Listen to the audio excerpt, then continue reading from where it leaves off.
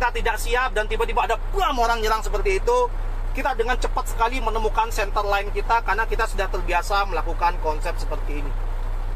Atau ketika tangan kita sedang seperti ini, tiba-tiba ada orang mukul ke bawah seperti itu. Oke, mukul ke bawah, kita cepat menemukan garis center kita karena kita sudah terbiasa melakukan konsep seperti ini. Jadi ini menemukan finding the center line dan the area of chewing kita.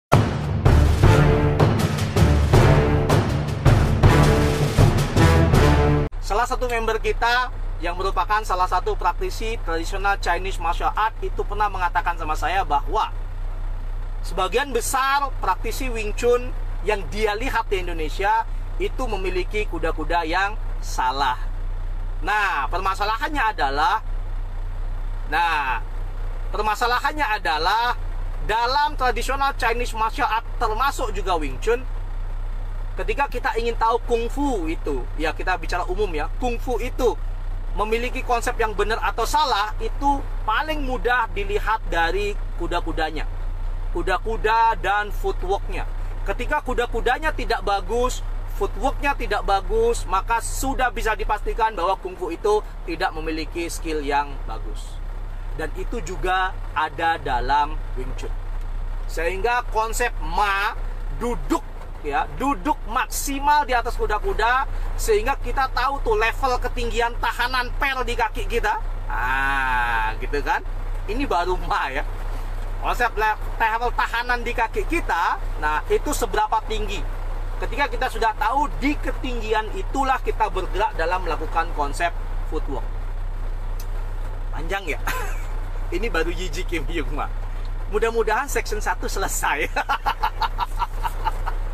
Oke, berikutnya kesalahan berikutnya yang harus kita koreksi adalah bahwa Yiji Kim Yung Ma itu kuda-kuda statis yang benar-benar menempel di tanah. Guys, saya harus benarkan bahwa Yiji Kim Yung Ma kuda-kuda statis yang tidak menempel di tanah. Yiji Kim Yung Ma adalah kuda-kuda statis dengan pel yang bisa menahan gaya secukupnya sampai dia harus bergerak. Jadi Yiji Kim Yung Ma ini bukan kuda-kuda dasar statis, tapi lebih kepada kuda-kuda dasar yang dinamis. Mau taunya dari mana gitu kan? Coba Anda gambar itu garis gaya. Jadi itu cara dalam Western Wing Chun mengajarkan konsepnya.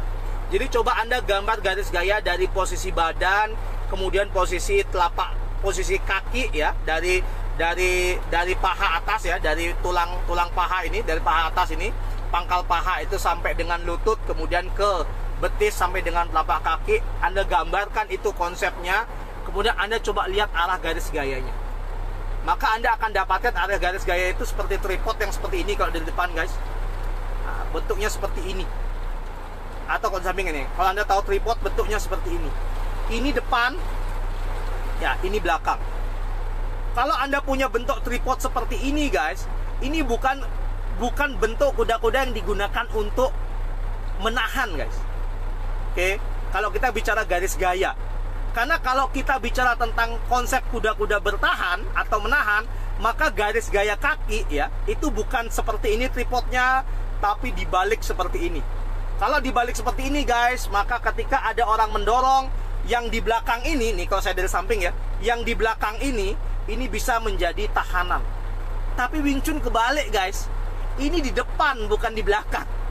Sehingga ketika ada gaya dari sini, kuda-kuda Wing Chun bukan kuda-kuda yang diharuskan untuk melakukan tahanan ketika ada dorongan. Ternyata harus landscape. Oh gitu ya. Oke. Tidak bisa. Jadi kita seperti ini ketika ada tahanan dorongan seperti ini ya, ketika ada dorongan seperti ini, maka yang terjadi adalah ya, ketika ada dorongan seperti ini, yang terjadi adalah kuda-kuda ini akan dinamis bergerak.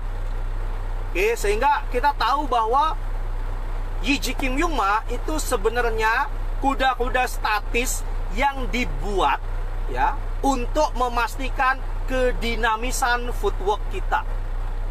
Oke, yang dibuat untuk memastikan kedinamisan konsep footwork kita. Sehingga kita tahu dengan posisi tripod seperti ini, maka ketika gaya dari depan, maka dia akan bisa nahan gaya secukupnya. Setelah itu dia pasti akan bergerak. Itu kita bicara tentang kesalahan yang sering terjadi dalam Yiji Kim Young Ma. Makanya ada sebagian orang yang sering bertanya, dalam WSL Wing Chun ada nggak sih konsep didorong, ditahan seperti itu? Ketika kita Yiji Kim Young Ma, kemudian didorong, kemudian kita menahan. Itu sangat sedikit sekali, bahkan hampir hanya diajarkan hanya sedikit sekali, karena dianggap itu tidak terlalu urgent dalam konsep fighting Wing Chun. Karena kuda-kudanya tidak mirip tripod, berarti bisa digeser-geser. Iya, betul sekali, harus bergeser. Oke, sehingga pada akhirnya kita tidak terjebak dalam konsep dorong-dorongan.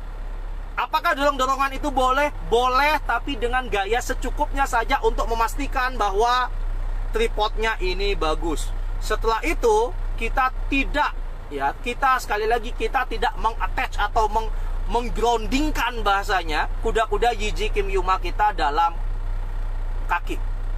Kenapa gitu kan? Orang sering tanya, kenapa seperti itu? Permasalahannya adalah ketika kita fighting, lawan kita itu bukan boneka yang diem, guys. Ketika kita terbiasa menggroundingkan kakinya sehingga kaki kita rigid di tanah, maka yang terjadi adalah apa? Yang terjadi adalah kita akan mengalami kekakuan ketika melangkah. Justru ketika kita Yiji Kim Young Ma, kita harus loose and relax dari posisi kaki kita, sehingga ketika ada daya dorongan, kita langsung merespon, melangkah sesuai dengan arah gaya tersebut. Oke ya? Jadi Yiji Kim Young Ma itu kuda-kuda statis yang dibangun arah gayanya atau garis gayanya untuk memudahkan bergerak secara dinamis. Jadi bukan kuda-kuda yang hanya statis. Itu ada tujuannya. Oke? Kita lanjut ke gerakan berikutnya. Oh, sudah lebih. Oke, tadi kita telat mulainya. Ini baru yang pertama, guys. Kita lanjut ya. Berikutnya setelah kita tangan seperti ini dan Yiji Kim Young Ma, kita mulai dengan orang sebutnya sebagai double gansao, gitu kan? Double gansao, tangan kiri di atas tangan kanan. Oke, kemudian naik ke atas. Orang sebutnya kadang double tanzao, gitu kan? Kemudian baru dia naik ke belakang lagi seperti ini. Apa sih maksudnya seperti ini, guys? Apakah ini gansao yang dilakukan oleh dua? Tidak, guys. Section 1 ya. Section 1 dalam Sinim Tao. Oh, ginilah, ulang dulu. Setiap section dalam Sinim Tao ada 3. Section 1, section 2, dan section 3. Setiap section dalam Sinim Tao itu memiliki konsep yang berbeda-beda. Sehingga ketika kita melakukan setiap konsep dalam masing-masing section, kita harus paham dulu objektifnya apa. Sehingga kita bisa tahu ketika kita melatih tujuannya apa. Seperti itu ya. Dan section 1 fungsinya jelas untuk melatih struktur.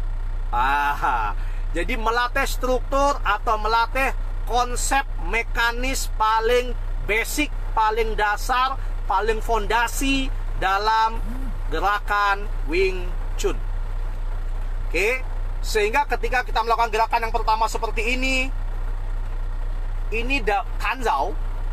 gansao, tapi fungsinya bukan sebagai gansao. Ke bawah, ke atas, kemudian balik.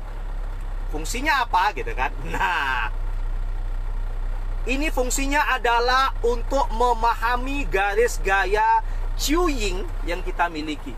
Jadi buat orang yang seperti itu gansao, tangan seperti ini, sebagian saya lihat orang melakukan seperti ini. Nah, silahkan saja, mungkin Anda punya pemahaman yang lain atau interpretasi yang lain. Hanya kita harus paham ketika Anda melakukan seperti ini, Anda harus tahu fungsinya apa. Oke, Anda harus tahu fungsinya apa. Nah, ketika kita bicara tangan menurunkan seperti ini, sebenarnya ini kita sedang menggambarkan garis 2 dimensi dari garis 2 dimensi dari Chiu Ying kita. Kanan kiri, atas bawah. Oke. kanan kiri atas bawah, ya. Ini garis Chiu-Ying. Kemudian garis tengah di antara Chiu-Ying yang disebut dengan vertikal, ya. Garis vertikal atau disebut dengan center line, dan garis horizontal sehingga dia membentuk garis kotak. Jadi kotak, vertikal, dan horizontal. Ini yang dibentuk di yang pertama, guys. Bukan ganzhou, bukan aktivitas ganzhou sama sekali. Bahkan Sifu sering bercanda, ini disebut double ganzhou, cuma WSL bahkan sering menyebut sebagai luruskan tangan. Bukan ganzhou disebut, luruskan tangan. Meskipun aktivitasnya disebut dengan ganzhou, karena memiliki fungsi yang berbeda dengan ganzhou, ya, yang dimana itu sebagai membelokkan gaya. Yang pertama, tangan seperti ini. Nah, ketika tangan seperti ini, oke. Yang pertama tadi kita bilang ini batas bawah tangan ini menunjukkan batas bawah yang bisa kita jangkau dengan menggunakan tangan kita. Siku merupakan batas samping yang bisa kita gunakan sebagai garis Chiu-Ying kita. Kemudian ketika kita naik, ini adalah batas atasnya. Oke, ini bukan tanzhou. Bentuknya seperti tanzhou, tapi ini fungsinya bukan tanzhou. Mana ada tanzhou kayak gini, guys. Kalau Anda tanzhou kayak gini, ini hebat. Hajar, habis Anda dihajar ketika tanzhounya seperti ini. Oke, ini adalah garis batas atas di mana tangan kita beroperasi. Dan siku ini adalah garis sampingnya. Garis di antara pertemuan dari dua sao saya, ini adalah garis senternya.